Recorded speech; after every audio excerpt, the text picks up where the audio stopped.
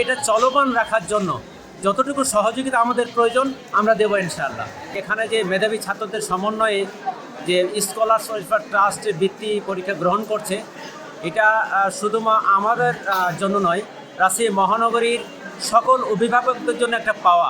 Scholars welfare ট্রাস্টের যে বৃত্তি পরীক্ষা, এটা খুবই ছাত্রছাত্রীদের সময় উপযোগী একটা মোটিভেশনাল এক্সাম এবং ছেলেপেলেরা এতে অনুপ্রাণিত হয়ে ভবিষ্যতে আমি মনে করি দক্ষ জনগোষ্ঠী, দক্ষ মানব সম্পদে রূপান্তরিত হবে।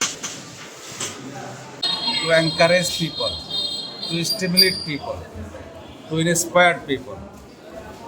এই যে স্কলার্স ফোরাম, যাদের দেশকে বৃত্তি পরীক্ষা, এটা বাচ্চাদেরকে এনকারেজ করার জন্য, ইন্সপায়ার করার জন্য, অনুপ্রাণিত করার জন্য একটা ব্যবস্থা।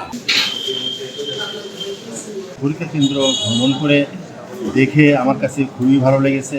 সুন্দর সুষ্ঠুভাবে পরীক্ষা পরিচালনা করা হচ্ছে। পরীক্ষা দিয়ে কেমন লাগছে, অনুভূতি কি? আলহামদুলিল্লাহ ভালো, অনেক ভালো লাগছে।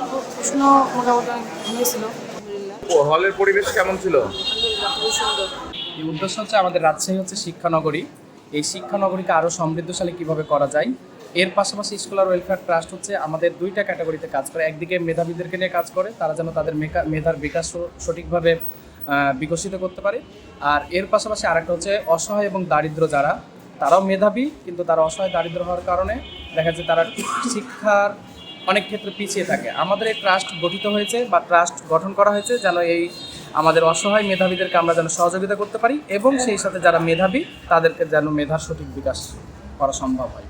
বর্তমানে আমরা আবারও এই বৃত্তি প্রকল্পটি চালু করেছি এবং অভূতপূর্ব সাড়া পাওয়া যাচ্ছে। বিভিন্ন স্কুল এবং বিভিন্ন প্রতিষ্ঠানের কাছ থেকে আমরা ভালো সাড়া পাচ্ছি এবং সুষ্ঠুভাবে আজকে বৃত্তি পরীক্ষাটি অনুষ্ঠিত হচ্ছে।